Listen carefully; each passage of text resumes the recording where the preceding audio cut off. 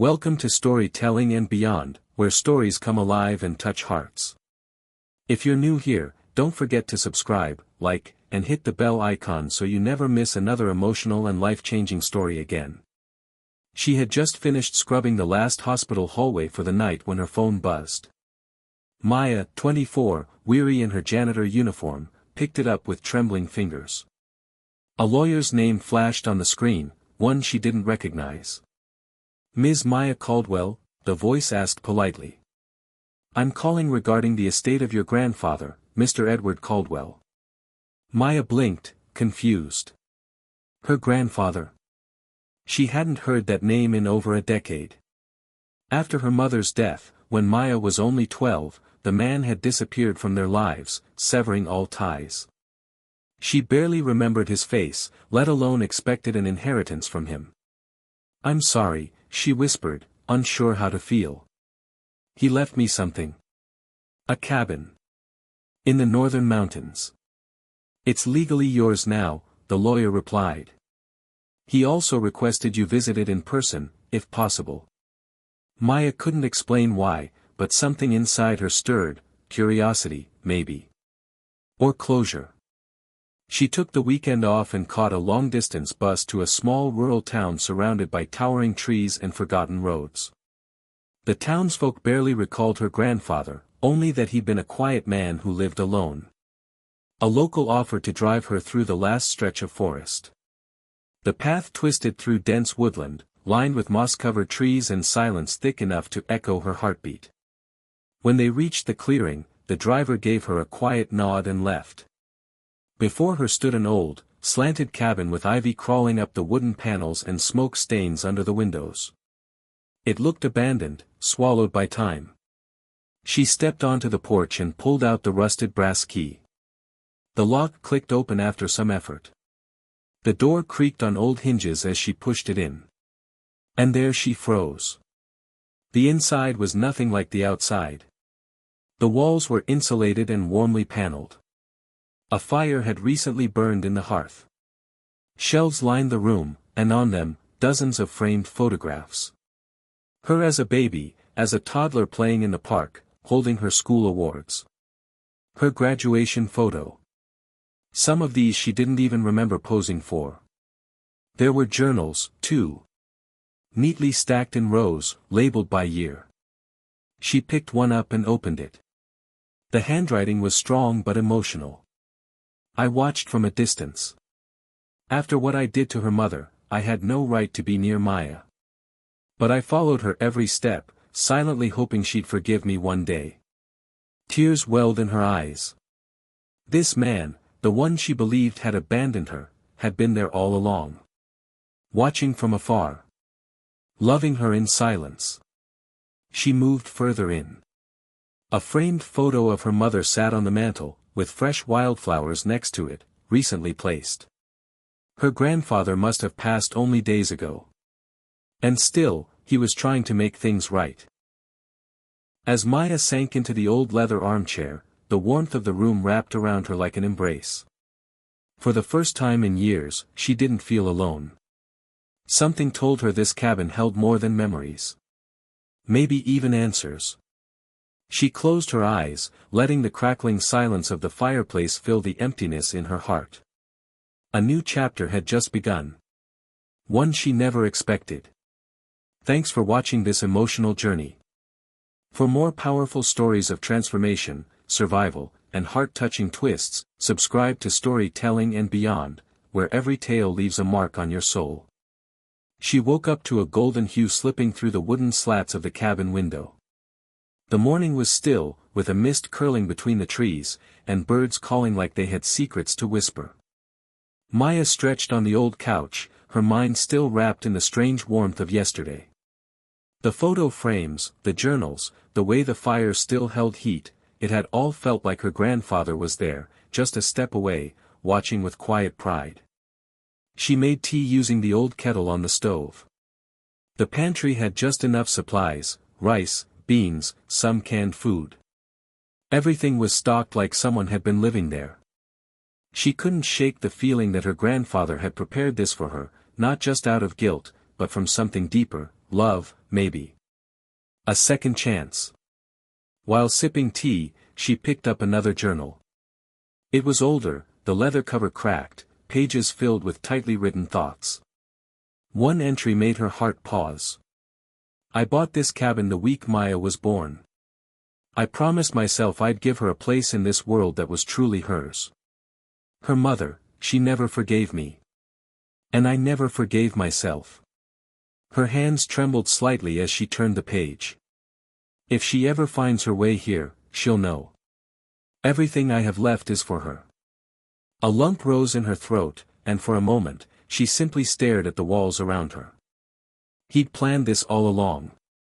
Every board in this cabin, every photo, every page, was a piece of a puzzle meant only for her. As the sun rose higher, she stepped outside to explore. Behind the cabin was a small trail, overgrown but visible. Something tugged at her to follow it. Her boots crunched on twigs and leaves, the forest shifting gently in the wind. About 20 minutes in, she came across a stone bench, half covered in moss, facing a ridge. Below, a river shimmered, winding through the valley like silver ribbon. On the bench sat a wooden box. Her breath hitched. Inside was a single folded letter, sealed with wax. She opened it carefully. It read, Maya, I never had the courage to say this face to face. But if you're reading this, then you found what I could never give you in life, truth. I was a coward. I hurt your mother. I let anger and pride destroy what mattered most. But you are hope. You are the second chance I never deserved. Please forgive me. Please use this place to heal. To grow. It's yours now, and so is everything I left behind. Her fingers pressed against the words, trying to feel the man behind them. She cried quietly, the wind brushing her tears away like soft hands. That night, back in the cabin, she found a small box beneath the floorboard of the bedroom, a hidden compartment. Inside, a set of old maps, a bank key, and a necklace, her mother's. The mystery only deepened. This wasn't just an inheritance. It was an invitation. To discover not just the truth about her family, but the truth about herself. Thanks for watching this emotional journey. For more powerful stories of transformation, survival, and heart-touching twists, subscribe to Storytelling and Beyond, where every tale leaves a mark on your soul. The wind howled louder that evening, sweeping in with a chill that clung to Maya's skin. The fire crackled in the hearth as she sat cross-legged on the floor, the hidden box and its contents spread out before her like pieces of a mystery waiting to be solved. The bank key was old, engraved with a faded logo she vaguely remembered from her childhood. She turned it over in her hand, her fingers brushing against the cool metal, sensing weight far beyond its size. She stared at the folded maps, yellowed with age and marked with her grandfather's handwriting. Some paths were circled, others crossed out entirely. One map in particular caught her eye. It was newer, and it outlined the surrounding forest with astonishing detail. A red X was marked about 5 miles northeast of the cabin, near an area labeled Bold Quarry. Her curiosity deepened. What could possibly be out there? She didn't sleep much that night, the letter, the maps, the necklace all pulling her thoughts in different directions. There were things her grandfather had never said out loud, stories buried in the quiet space between regret and love. Maya was no longer just visiting a forgotten cabin, she was standing at the threshold of something life-altering. By morning, she had made her decision. Wearing layered clothes and packing water, snacks, and the maps, she started toward the red X. The forest was denser here, with overgrown trails and thick roots that seemed to reach for her boots. She pushed forward, her determination growing with each step. The deeper she went, the more the forest seemed to close in, silent, watching. After nearly 3 hours of careful trekking, she reached the quarry's edge. Time and erosion had turned it into a deep basin filled with rainwater, the edges lined with wild plants and broken stone. She looked around, scanning for any sign of what her grandfather had hidden. Then she saw it. A small metal hatch, partially buried beneath a fallen log and leaves, near an outcrop of rocks. Her pulse quickened. She cleared the debris, revealing a narrow, rusted door with a handle that creaked when she pulled. It opened into darkness. Her flashlight beam cut through the stale air as she descended a short set of stone steps. The underground space was small, almost like a bunker. Inside were metal shelves lined with old documents, sealed containers, and more photo albums. But one shelf stood out. On it rested a small metal box with a latch. She opened it slowly. Bundles of money. Stacks of bills, neatly packed and labeled. Next to them, a ledger. Her eyes scanned the pages, disbelief flooding her. Her grandfather had been saving for years. Not for himself. For her. And then came the twist, beneath the cash, another letter. This is the truth you deserve, Maya. The money was never the legacy. You are. You were always meant to rise above what I failed to become. Use this to free yourself, to build something I never could. Tears fell freely now. The anger she once held, the abandonment, the long nights working as a janitor just to survive, they all met this moment in the quiet underground space her grandfather had built. Not out of shame. But redemption. She took one last look around before stepping out into the light again.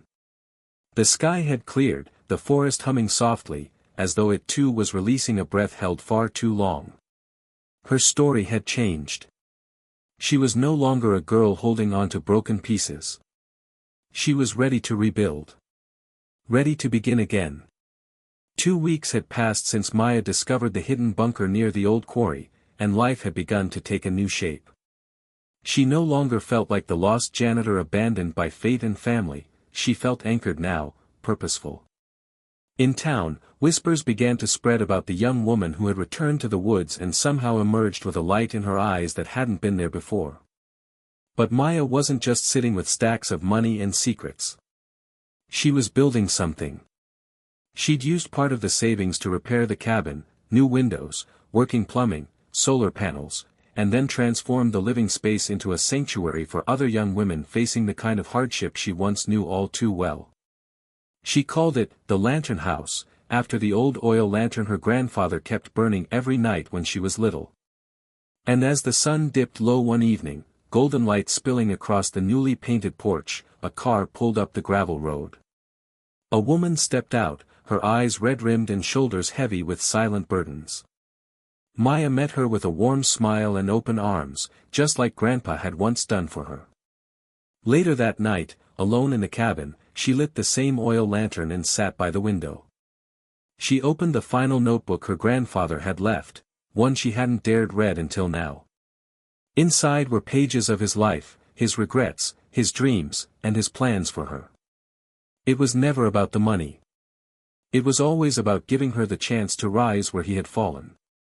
With a soft whisper, she said, "Thank you, Grandpa," and let a single tear fall. Not out of sorrow, but gratitude. Maya's story had come full circle. Not with revenge or riches, but with peace, healing, and purpose. If this story moved you and you believe in the power of second chances, don't forget to subscribe to Storytelling and Beyond, where every tale touches the soul and reminds us that sometimes, life begins again when we least expect it.